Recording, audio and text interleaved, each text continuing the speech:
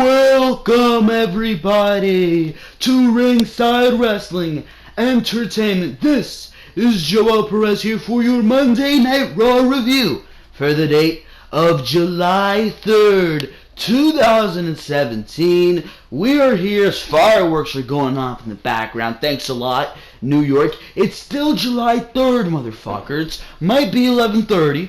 Might be 11:33 for that fact, because Jesus Christ, I started this review a little late because of the festivities. But I mean, it might be 11:30, but that does not mean that it's July 4th yet, assholes. But we are here for your Monday Night Raw review. For rants like that, subscribe to the Ringside Wrestling YouTube channel. Hope you guys enjoyed working all day, was I, on that new layout for that Ringside Wrestling YouTube channel. I've learned how to do fucking annotations. I didn't know what the fuck these annotations were at the end of the video. So I'm a goon. I'm a complete goon. But you guys, annotations at the end of the video for your subscriptions. Wow, it comes in handy. As well as cards, that little eye, if you're on mobile or on both computer or mobile, that little eye right there, you can click on it and it brings you to all the little videos. So all these links in the description really aren't needed, even though I like doing things the old school way. I'm putting the links down in the description below so you can find all the good content on the Ringside Wrestling YouTube channel all over the video. You can click the little card, the eye, and they're gonna pop up randomly throughout the video as well for all the videos recently in the Ringside Wrestling YouTube channel, the Monday Night Raw and Smackdown reviews that I uploaded last week, as well as on Saturday Behind the Mic. All that good stuff is on the annotation and the info card on the video, so make sure to click on that, as well as in the description down below, so you can find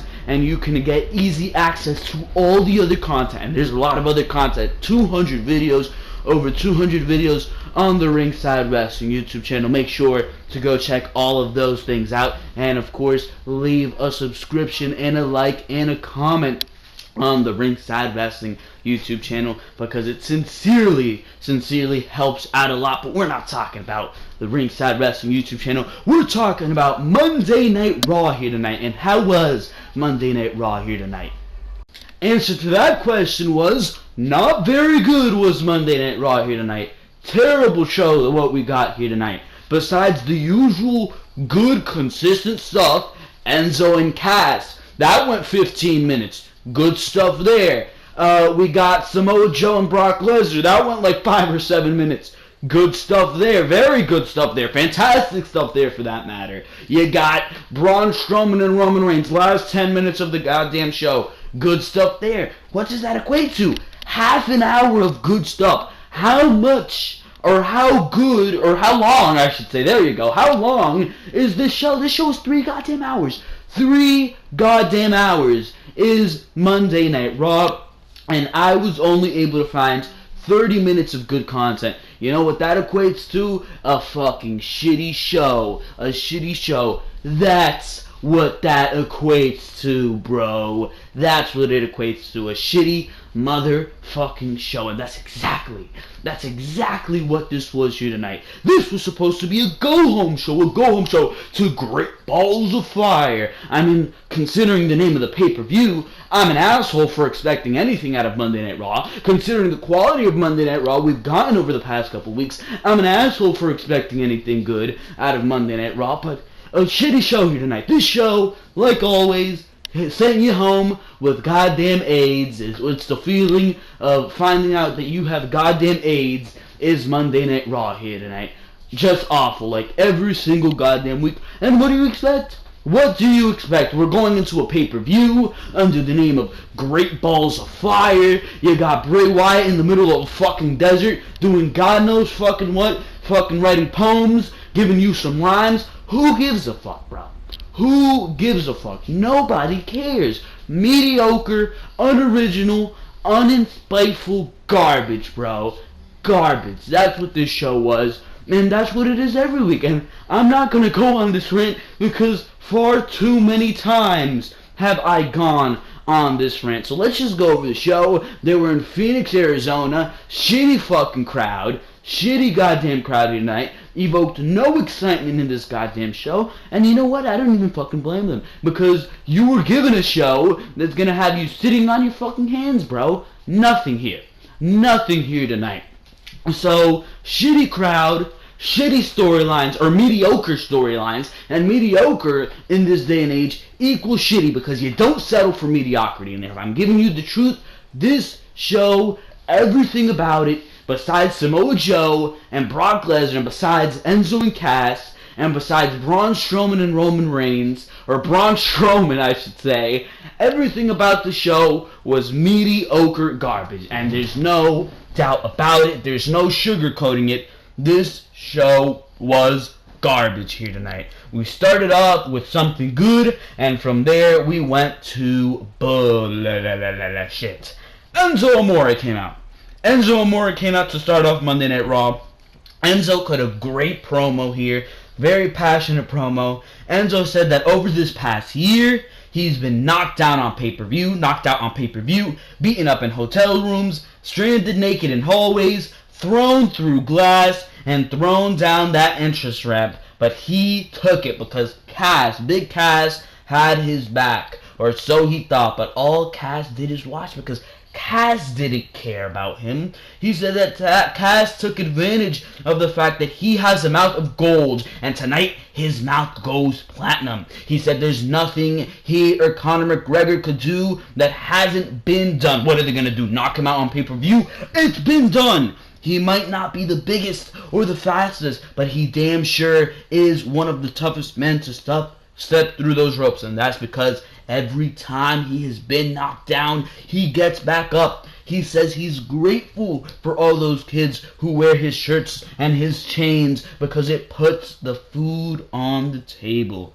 He says that every time his mouth has dug a hole, he has always been able to climb back out. And he's definitely climbed out of many holes bigger than 7 foot tall. The killer line here, one of the killer lines that Enzo drops here.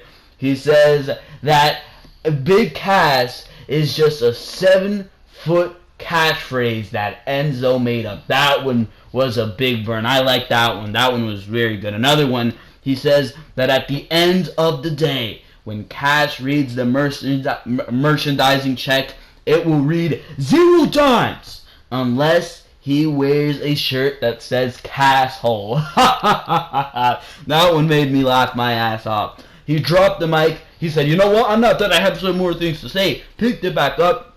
He says that he is a new man, and the old Enzo was destroyed, but that boot was like CPR, and that's why he's wearing his two-pack bandana, because from now on, he will be the one to rise to the top. From now on, all eyes on me. Monster promo from Enzo right there. Monster promo from Enzo right there. Is that gonna equate to anything? Hell to the motherfucking no. Enzo is not going to be pushed for shit on Monday Night Raw. Because you know who runs Monday Night Raw? Vince McMahon and Kevin Dunn. And a guy the size of Enzo Amore, a guy with the look of Enzo Amore ain't going anywhere on Monday Night Raw. And the fact that that is the case after a promo like this is a very, very sad fact. We then went to Big Cass. He was interviewed backstage, and he said that he had never seen anyone run their mouth for so long and say absolutely nothing. He continues to say that he is where the money is, and that's when Enzo attacks him from behind for them to be separated.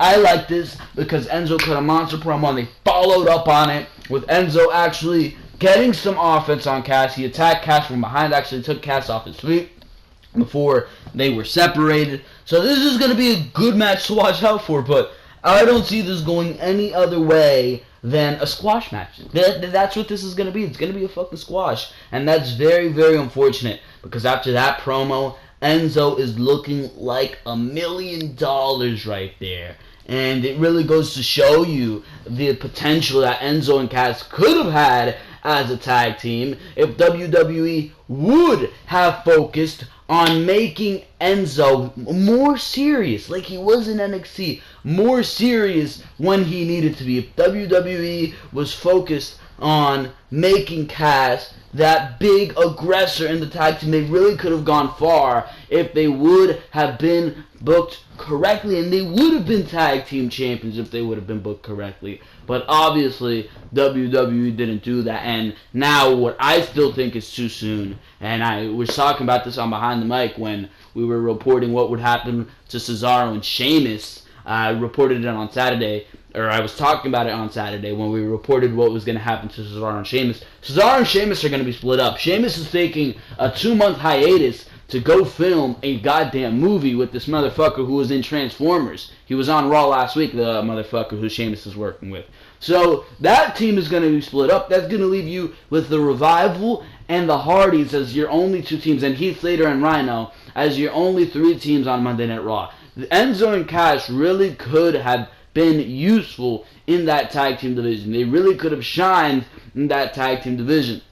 But now that's far from the case, and I think that really didn't need to be the case. But this is where we are now, and we're getting this good content for these 2 weeks. But my dilemma is, past this rivalry with Big Cass and past the dilemma, or because this is probably going to go on until SummerSlam, past this feud and controversy with Big Cass, is Enzo really going to go on to do anything unless he's somebody's manager or he is on 205 Live? Is he really going to go on to do anything big as a singles competitor? And I think the answer to that question is very unfortunately no. The answer to that question is no, and I find that to be a very, very sad fact and an issue. So, I mean, it's just very unfortunate, but I am looking forward to this match, but I do think it is going to be a squash, and we'll talk about that on Thursday when we actually do have to do preview and predictions for Great Balls of Fire. Bayley and Sasha Banks versus Nia Jax and Alexa Bliss. This really was just bullshit here. They continue to make Bayley look like an absolute pussy. Who the hell did Bayley piss off in the goddamn back? Because I do not know. Jesus Christ. Nia Jax in this match pushed Bayley off the apron and rammed her knee, which looked awful. She rammed her knee into the head of Bayley, which was against the barricade. Looked awful. And during commercial break, the referees escorted Bayley to the back because apparently she was injured. No, she's not injured. She's buried, bro, and she can't climb her way back out, bro. At this point, Jesus Christ, I'm still hoping for Bayley versus Sasha at SummerSlam because that would be an absolutely fantastic match. But at this point, Jesus Christ, Bayley has fallen so far under. I mean, god damn. What the fuck? Really? And the thing about this match is Sasha still went on to win with the 2-on-1 odds. This then turned into a handicap match, and in the end, Sasha still won. Nia Jax somehow got knocked off the apron, and that allowed Sasha to lock in the bank statement and Alexa to tap her out. The fact that the champion is tapping out on Raw a week before the pay-per-view is absolutely awful booking. The fact that Nia Jax, who last week ran through 4 women, combined with the power of your women's champion Alexa Bliss, was not able to take down Sasha Banks is absolutely bullshit. It's absolutely bullshit. Terrible goddamn booking. Absolutely awful booking. Whoever booked this is an absolute goon. So Sasha Banks goes into Great Balls of Fire with the goddamn momentum. I don't even fucking know. To be quite honest, after this display of dumbassery, I do not even fucking care. We go to Kurt Angle. He was talking on the phone when Braun Strowman walked in, saying that he knows that Roman Reigns isn't able to compete this Sunday after his attack last week. So he doesn't know who he's facing at the pay-per-view, and for that matter, he doesn't have an opponent tonight either. Angle says that as far as Roman Reigns goes, his sources say that he's not injured, and as far as tonight goes, everyone is booked, which that wasn't fucking true. We'll talk about that later. Strowman says that he is walking out here tonight and there will be consequences if he doesn't have an opponent. That was actually the main event segment, so we'll talk about that. Cedric Alexander comes out. This was absolutely awful. If you expect the cruiserweights to get over with this type of booking, you are absolutely oblivious, bro. Cedric Alexander comes out saying that he has said time and time again that this business between himself and Noam Dar is over. So he invites Dar. I thought it was over, but he invites Dar out so he could send him back to Alicia Fox with a neck brace. Dar comes with a returning Alicia Fox. I didn't even know she was fucking gone. I didn't even care that she was fucking gone. And to be quite honest, I don't care about these goddamn cruiserweights. Absolutely awful. Cedric Alexander versus Noam Dar. Cedric wins with the lumbar check. That's the only note I took. Who gives a fuck? I don't. Let's move on. Miz TV. Miz was out here tonight. He was actually out here with Bo Dallas and Curtis Axel. He wasn't out there last week with Bo Dallas and Curtis Axel until the time for tag team contest came in. But now, here tonight, he was. And they were standing in the background during the segment. Miz trashed the Ball family, saying that they made embarrassments of themselves. But never did he make a mention of them saying the N-word. Of course, Monday Night Raw can't talk about that, right? It was a PR blunder. They were apologizing for it, yet they still needed to bring up the Ball family, right? Just for those ratings. Just for those ratings. He moves on to Dean Ambrose, saying that Dean had a future, and this was very true what Miz said. He says that Dean was supposed to be the breakout star, the next Rowdy Piper, but Dean Ambrose chose to make jokes because he can't handle success, saying that every time Dean came close to the top, he caved under the pressure. He couldn't make the Intercontinental title relevant because it was always the Miz's job. And Dean can make all these jokes, but the biggest joke of all will always be Dean Ambrose. Ambrose then came out, and Ambrose said that after the disaster that was last week, he didn't think he'd ever see a Miz TV again. And it was a fucking disaster, and I can agree with that sentence. He says that everything the Miz said is true, because even though Miz is behind two goons, he might go and kick the Miz's ass anyways. He says since he likes to make so many jokes, why don't they have their IC title rematch here tonight? Wouldn't that be an awfully funny joke? That's when Heath Slater comes in, saying that he was the last guy to pin the Miz, and he's never even gotten an opportunity at a WWE title in his life. I don't know if he was referring to a singles title, but he didn't say singles title. He just said a WWE title. Bro, last year, you were challenging and won the Smackdown Live Tag Team title. So I don't know what the hell you're talking about. But, he says that he's tired of going home to his kids and saying, Daddy's got this. He wants his proper title shot. And he's earned his proper title shot is what he says. Miz says they have a very important 4th of July party to attend to, so he doesn't have a match scheduled tonight. That's when Kurt Angle comes out and says that Miz doesn't decide when he competes. Angle decides when he competes. Miz told Angle to go back to Corey Graves to talk about his personal problems, which clearly pissed Angle off. I think they could build an angle around that, don't you think? But Miz told Kurt Angle that he would compete at Great Balls of Fire. He just needs to know who his opponent is. Angle told Miz that he would face both Ambrose and Heath Slater. Ambrose at Great Balls of Fire and Heath Slater right now. So Miz was in a goddamn suit. He was wrestling in a dress shirt and suit pants in this goddamn match, looking very suave as the Miz, but in the end, that didn't turn out so well for him. Ambrose was on commentary there in this match. He was actually pretty goddamn funny. He was making fun of the pay-per-view named Great Balls of Fire and the name Miz Taraj. That's fucking awful as well. So I agree with Ambrose on both those testaments.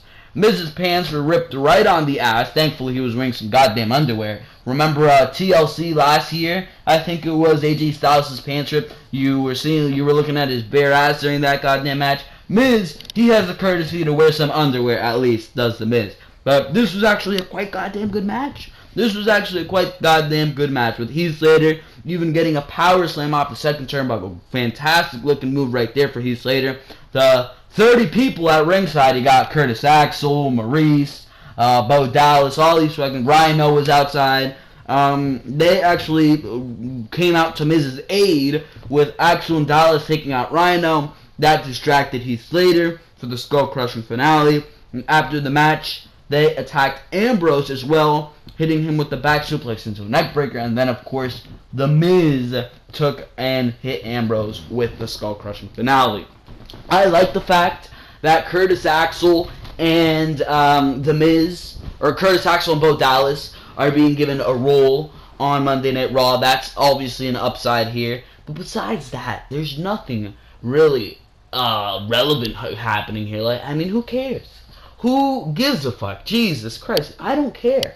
I really cannot find any interest in this goddamn feud whatsoever. Hopefully it happens this Sunday at Great Balls of Fire, and then we're finally goddamn done with Miz and Ambrose, because besides that, this really is not relevant by any means, and I really am just tired of seeing Miz and Ambrose go at it. They've been feuding for the past 3 months. They feuded on Smackdown. I mean, how much more of this can we bear? And my answer to that is not much. Not much. They showed us the Shattered Dreams production. Nobody gave a fuck about this, which pretty much made Goldust out as the hero. He sat in his production chair, and when he came back, R-Truth was behind him, and he was eating popcorn behind him, Goldust, and then he attacked Goldust. Who gives a fuck? Who gives a fuck? What is this match going to be on? The pre-show of fucking Great Balls of Fire? No, watch this one be on the fucking main show. Yet Neville and Akira Tozawa, yeah, they're on the fucking pre-show. Yeah, of course. Yeah, you want your cruiserweights to get over, though, right?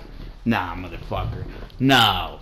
Jesus Christ. Kurt Angle, he brought Sheamus and Cesaro into his office for a backstage segment. He brought them in to set the stipulation of the 30-man Iron for their match this Sunday, and it was a 30-man Iron Man match, or 30-minute Iron Man match. Jesus Christ, I'm fucking tired in this goddamn heat. All these fireworks going off around me, but Sheamus said that that's a damn good decision, probably the best he's made since becoming general manager. He says that Angle's no Mick Foley, but he's a damn good general manager because Mick Foley was the one to put Sheamus and Cesaro together. Cesaro said that he wanted competition, and Angle brought up Braun Strowman, so Cesaro was free here tonight. But Cesaro said he wanted Finn Balor, so Finn Balor was free here tonight. Yet earlier in the night, you were saying, "Oh, Strowman, my whole locker room is booked. I have no competition for you." Finn Balor was just sitting there until Cesaro came into your office. He was just sitting there with no match. Why didn't you give Braun Strowman Finn Balor early in the night? Why didn't you give Braun Strowman Cesaro early in the fucking night? Makes no goddamn sense. These are just the logic holes. These are just the logic holes that present themselves in front of Monday Night Raw. You're telling me Kurt Angle lied to Braun Strowman? Yeah, sure. Yeah, sure. Kurt Hawkins versus Seth Rollins. Another one. Nobody cares. Nobody cares. Kurt Hawkins said that this is ridiculous because he is supposed to be in a match with Braun Strowman and giving Braun Strowman a run for his money, for that matter. Yeah, sure. Kurt Hawkins is going to give Braun Strowman a run for his money. Yeah, I believe that one. He says that last week, the people of Los Angeles didn't believe that he was able to beat Seth Rollins. So here tonight, he asked the Phoenix crowd if they think he will lose tonight, which got a pop. And that's when Rollins took the mic, and he asked the Phoenix crowd if Hawkins needed to shut the hell up, and then he punches him in the face. That's when the match starts, and this match ended goddamn immediately after Rollins hit his knee on Hawkins for the win. Who cares? That knee has no impact whatsoever. That's not a fucking finisher. But after the match, Rollins said some dumbass shit. I don't even know. He says, "Let me speak some truth to you, Bray." He says that he doesn't need to be saved. Nobody needs to be saved by Bray Wyatt because his sins aren't embraced because they are the scars which make him who he is today. Who are you today? Some generic ass Seth Rollins? Seth freaking Rollins? What made you Seth freaking Rollins? What makes you unique, bro? Nothing. I can't tell you apart from fucking James Ellsworth. But he says the only thing which will be cleansed come this Sunday is Bray's mystique because Rollins is going to beat him. Believe me, bro. Bray Wyatt's mystique has been gone for ages, bro. I was still looking at the Neanderthals when Bray Wyatt had fucking mystique left in him, bro. That shit's been gone for ages. Jesus Christ. But, Samoa Joe and Brock Lesnar, best part of the night. Moving on from this Rollins garbage. Best part of the night here. Samoa Joe and Brock Lesnar were interviewed by Michael Cole. Michael Cole didn't even get a fucking say in this shit. Samoa Joe immediately said, he told Michael Cole to shut the fuck up. Samoa Joe says that he didn't come to be asked questions, and all he has done is make statements. He says it's his turn to ask the questions. As he prepares to ask Heyman a question, Lesnar says that he is the champion, so he doesn't need to be asking his advocate any questions. And that this Sunday, he's going to walk in champion, and this Sunday, he's going to walk out champion. He says that all you've done is make statements to your advocate. This was pretty much a goddamn argument. These two were talking over each other. Brock tried to defuse most of Joe's claims, but saying the same thing that he did to Joe. No, what the hell? Where the hell am I? He says, saying that he did the same thing to Joe that he did, or Joe did the same thing that he did when he was going to face The Rock, John Cena, Goldberg, and The Undertaker. Joe says, you want to drop names? I did Bryan, AJ Styles, Seth Rollins, Roman Reigns, and Lesnar. You're next. Joe said that the reason they're in separate rooms is for Lesnar's protection. Joe got fucking pissed off. He gets up, starts throwing shit around. He gets up angry. He goes looking for fucking Brock Lesnar. And Brock Lesnar's just fucking laughing. Him and Heyman are fucking laughing. He's not gonna find me. And fucking Lesnar's just sitting back all fucking confident. Joe actually does go and find Brock Lesnar. Unfortunately, we don't get a brawl because the security stops Joe and he drags him away, and Joe's fucking yelling like a goddamn beast, bro. I really don't like the fact that Brock Lesnar's taking this so nonchalantly, bro. And if Joe does go and fucking fight Brock Lesnar on Sunday and Lesnar wins, it's really gonna be like, it's really gonna be like, really, man, like, really, like, just because look at the way Brock Lesnar is taking this. He's taking this so nonchalantly. Oh, Joe, you're not enough for me. I've dealt with like people with you, like you. And I mean, the way Joe is taking this, Joe is just taking this to the goddamn max. Joe knows what type of challenge this is gonna be, and he's bringing the intensity to Brock Lesnar. But Lesnar's just like, Samoa Joe, just another fucking cakewalk, bro. And that's not the way this is. So if Joe does go and lose to Brock Lesnar, it kind of looks like bullshit to me, bro. Because the way you built Joe up like such a monster, and I'm sure with the way you built him up, he's not going to be damaged in any way by a loss to Brock Lesnar. I mean, a loss to Brock Lesnar is a loss to Brock Lesnar. You're losing to a fucking guy who has taken out the fucking Undertaker, Goldberg, all these goddamn names. So the loss to Brock Lesnar really isn't the biggest loss in the fucking world, because if you're losing to Brock Lesnar, you're losing to one of the toughest guys in the company, or at least that's how he's been built up as of late. But I mean, the way Joe is so drastically different to Brock Lesnar, and the way he's handling the build-up to this feud, and the way Brock Lesnar was just sitting here like a fucking bully who he's sure of himself, and Joe's like the motherfucker who's like, I'm gonna fucking punch you in the face. I don't want any of this fucking shit, bro. I want to punch you in the fucking face, and that's exactly what I'm gonna do, and I'm gonna take your fucking title as the fucking baddest motherfucker in the room, and I'm going to take that title. And I mean, the way Brock Lesnar, he's just laughing in the back with the popular kids behind him, with fucking Paul Heyman behind him, just fucking laughing. like nothing, bro. And I feel like if Joe doesn't go in there on Sunday and knock Lesnar off his ass and prove him wrong, it's going to be kind of disappointing, especially considering the build to this matchup. But that's just me. Absolutely fantastic stuff. The intensity is there. The fucking dynamic is there, the investment is there, and I cannot wait to see this on Sunday. We will talk more about this match on our preview and predictions. That will be out on Thursday, so stay tuned for that. But for now, ladies and gentlemen, let's move on here. Neville versus Mustafa Ali. This was a very good match. This was a very good match, and this was just a sample of what the Cruiserweights could do if they were given more time. If they were given more time. I wish they were given more time, but there was a point where Neville was looking for like a back suplex off the top rope, and Ali landed on his feet, He hit a huge tornado DDT. There was a point where Ali was setting up for the inverted 450. Neville pushed him and he went straight into the barricade. That was cool. In the end, though, Mustafa Ali did a roll through the ropes into a huge clothesline from Neville, which allowed him to then lock in the Rings of Saturn for the fucking tap out. So the fact that this match, Neville versus Akira Tozawa, is going to be on the pre-show is absolutely bullshit if you ask me. We're probably going to see fucking R-Truth versus Goldust on the main show, which is absolutely just mind-boggling to me. But good match here. Really, besides that, there's nothing, because the way WWE is building up your cruiserweights with Cedric Alexander and Noam Dar, there's really no investment there for me whatsoever. We go to Bray Wyatt. He was in the middle of a fucking desert. I don't know what the hell was going on here, bro. He was in the middle of a desert saying some shit about being a god, saying that he gave the world independence. He says that he is the chaos that fuels the earth. Brotherhoods have been broken, and best friends have been torn apart, all because he makes it that way. He is everywhere. Can you hear me, Seth? Can you hear me, man? Jesus Christ, who gives a fuck? Let's move on here. Bray Wyatt in the middle of the desert cutting some fucking promo, saying some random shit. Who cares? You're losing on Sunday. Nobody gives a fuck. Alexa Bliss was interviewed about her loss to Sasha Banks, saying that she's strategically made it so Sasha would have a sense of security. Charlie Caruso tells her that no one on earth believes that, to which Alexa tells her to shut her mouth because that's why Charlie's holding that microphone while she's holding the Raw Women's title. Cesaro versus Finn Balor. When this match was announced, I was fucking excited. I'm like, Cesaro?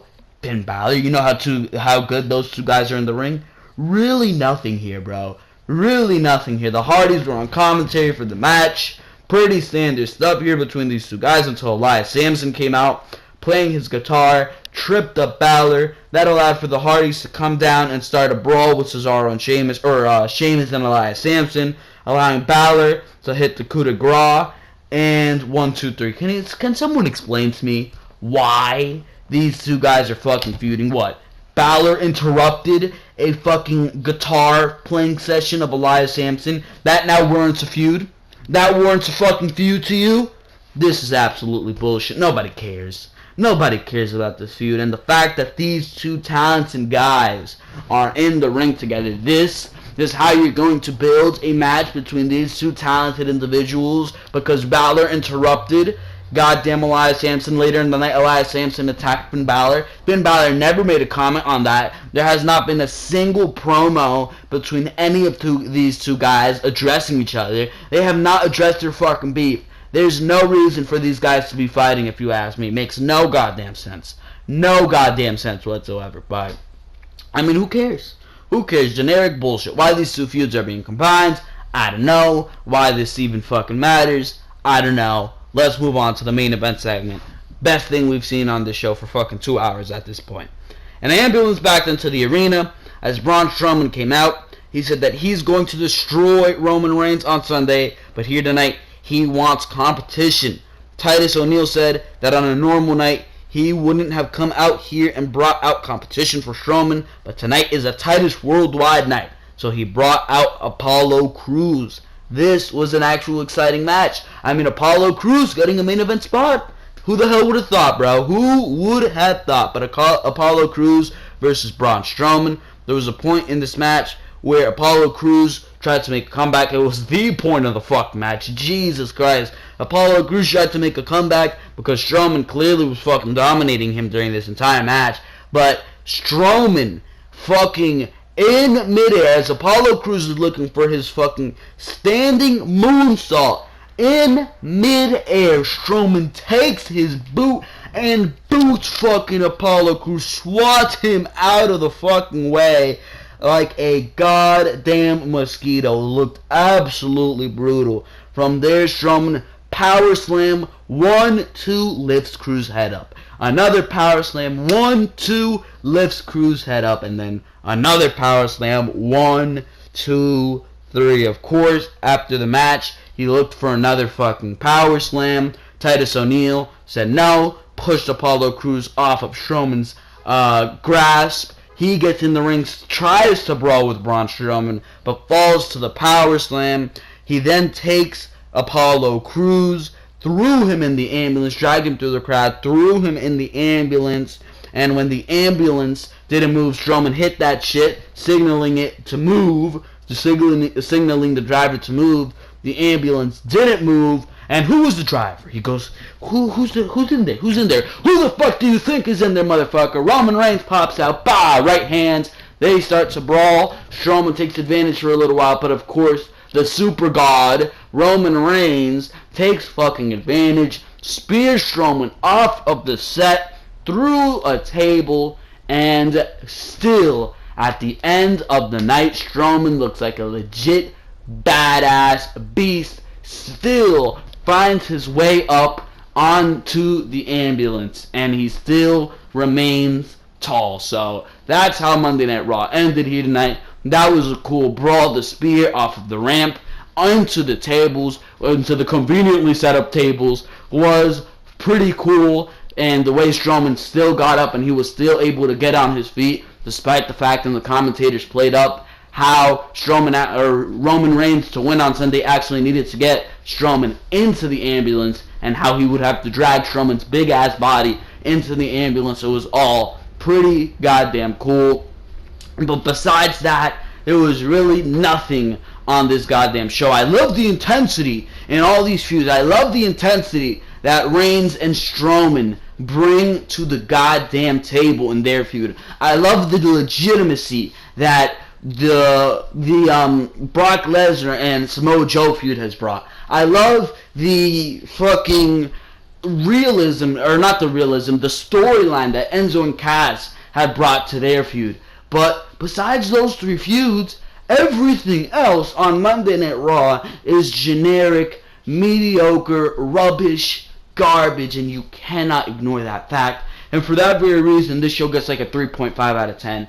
Really, nothing of avail on this show here tonight. Nothing of intrigue. And for that very reason, this show gets a 3.5 out of 10. Very, very, very mediocre stuff on this show here tonight. For now, ladies and gentlemen, that is going to be a review of Monday Night Raw on the Ringside Wrestling YouTube channel. I hope you enjoyed every single little thing that you heard on this review and on this channel here tonight. For now, I'll see you tomorrow for Smackdown Live, July 4th. Make sure to click on all those annotations and on all those videos that you see in the description and in the card and in the annotation in the video. Make sure to go click on all that stuff. You got Monday Night Raw and Smackdown reviews for last week. You got the Behind the Mic episode number 26 from last Saturday.